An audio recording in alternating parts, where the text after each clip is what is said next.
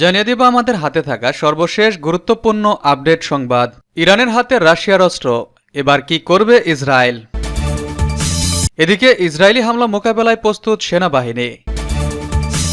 জানাবো ইসরায়েলের বিরুদ্ধে বিস্ফোরক মন্তব্য ইহুদি নেতার।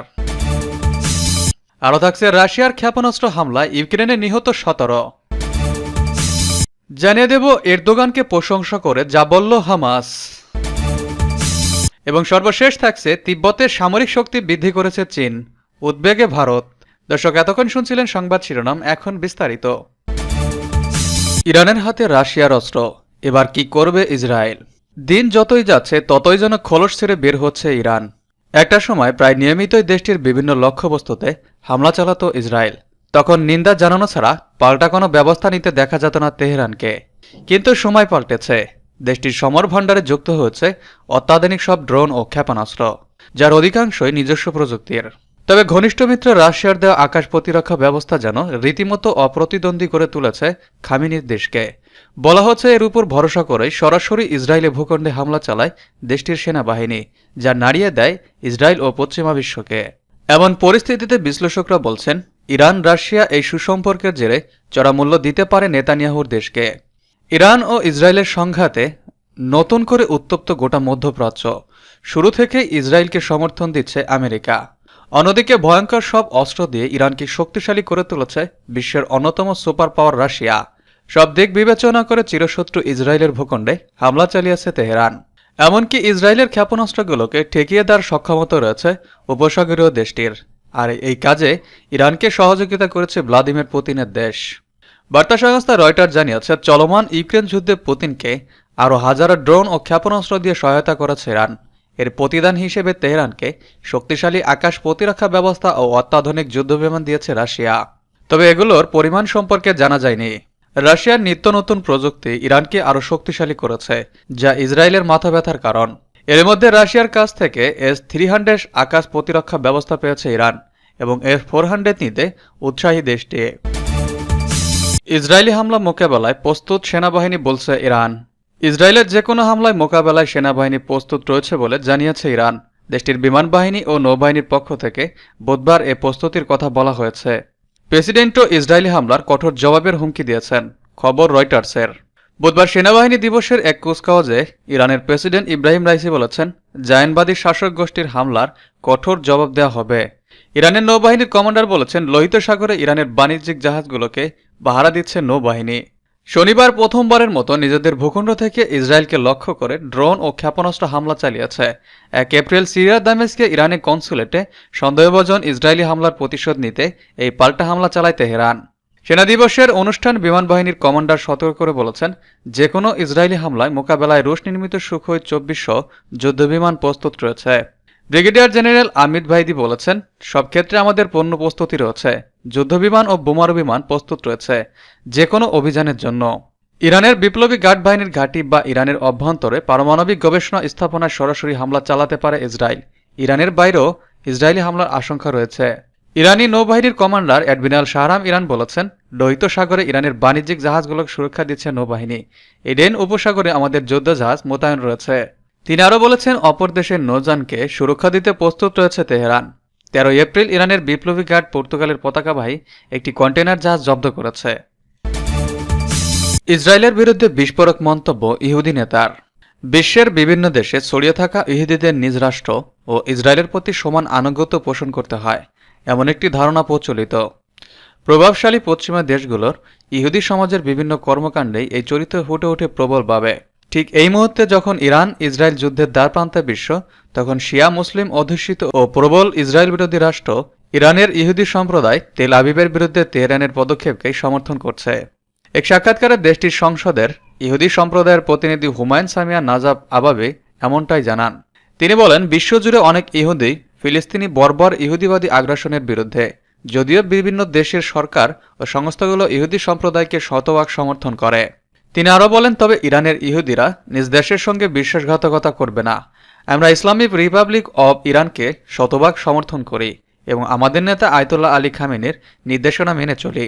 ইহুদি নেতা আরও জানান, নিজেকে রক্ষা করার জন্য সম্পূর্ণ অধিকার রয়েছে ইরানের। বিশ্বের যে কোনো দেশে ইরানি দূতাবাসে হামলা করা মানেই ইরানের মাটিতে হামলা করা। ইরানের এই হামলার জবাব দেওয়ার বৈধতা রয়েছে। যদি ইরান এই হামলার জবাব না দেয় তবে এটা ইসরায়েলকে আরও আগ্রাসী করে তুলবে। সাক্ষাৎকারে নাজাব আবাদি জানান, কয়েক মাস ধরেই তেহরানের স্বার্থে আঘাত করে যাচ্ছে তেল আবিব, এমনকি তা ইরানের সামরিক কর্মকর্তাদের হত্যা করে যাচ্ছে। তিনি জানান, ইসরায়েল যদি বুদ্ধিমান হয় তবে ইরানের প্রতি কোনো প্রতিক্রিয়া দেখাবে না। যদি তারা সংঘাতকে আরও উস্কে দিতে চায় তবে পুরো মধ্যপ্রাচ্যে যুদ্ধে ছড়িয়ে পড়বে। ইরানি এ ইহুদি নেতা জানান, গেল বছরের 7 অক্টোবরের আগেই ইসরায়েল গাজা আক্রমণ করতে চেয়েছিল। ওই দিন হামাসের আক্রমণের ঘটনাকে উপত্যকাটিতে হামলা চালানোর জন্য অজুহাত হিসেবে ব্যবহার করেছে। হামাসের হামলার পাল্টা প্রতিক্রিয়া বেশ নৃশংস হলেও বিশ্ব নেতারা ইসরায়েলের নিন্দা করতে ব্যর্থ হয়েছে বলে জানান নাজাফ আবাদি। রাশিয়ার ক্ষেপণাস্ত্র হামলায় ইউক্রেনের নিহত 17। ইউক্রেনের উত্তরাঞ্চল চেরনিহিভ শহরে রুশ বাহিনীর ক্ষেপণাস্ত্র হামলায় অন্তত 17 জন নিহত হয়েছে। এতে আহত হয়েছেন আরও অর্ধশতাধিক মানুষ। বুধবার এই হামলায় হতাহতের ঘটনা ঘটে, খবর বিবিসির। প্রতিবেদনে বলা হয়েছে, ইউক্রেনের উত্তরাঞ্চলের চেরনিহিভ শহরে রাশিয়ার ক্ষেপণাস্ত্র হামলায় 17 জন নিহত হয়েছেন বলে জরুরি সেবা জানিয়েছে। একই সঙ্গে এই হামলায় 3 শিশুসহ 60 জনের বেশি আহত হয়েছেন। শহরের ঘনবসতিপূর্ণ এলাকায় একটি 8তলা ভবনে ক্ষেপণাস্ত্রটি আঘাত হানে বলে শহরের মেয়র জানিয়েছেন। কর্মকর্তারা জানিয়েছেন, শহরের কেন্দ্রস্থলে 3টি ক্ষেপণাস্ত্র আঘাত হেনেছে। প্রতিবেদনে আরও বলা হয়েছে, অধিকৃত ক্রিমিয়ায় রাশিয়ার একটি সামরিক বিমান ঘাঁটিতে ইউক্রেনের হামলার খবর প্রকাশের কয়েক ঘণ্টা পর এই হামলা চালানো হয়।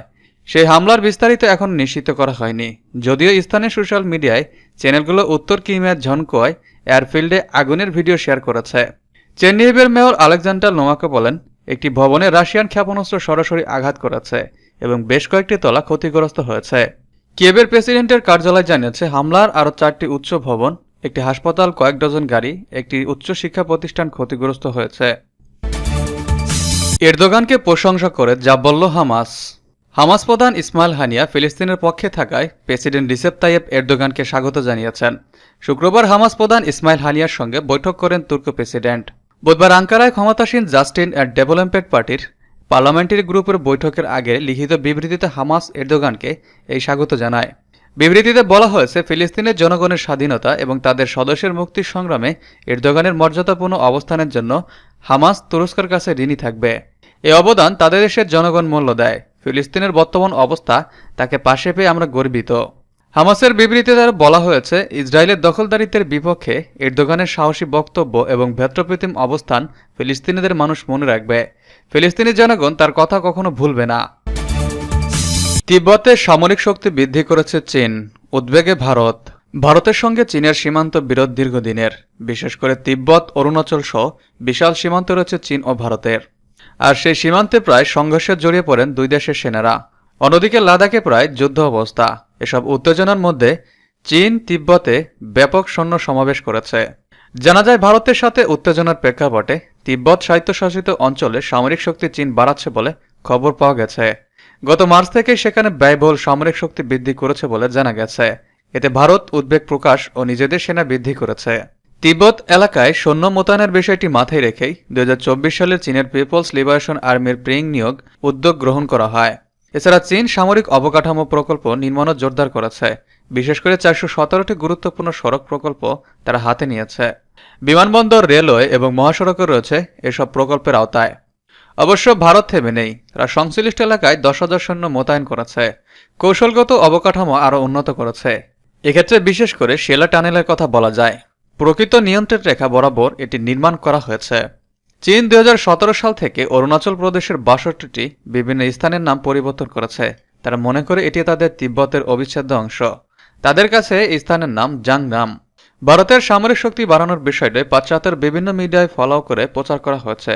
সূত্র ইন্ডিয়ান ডিফেন্স রিভিউ।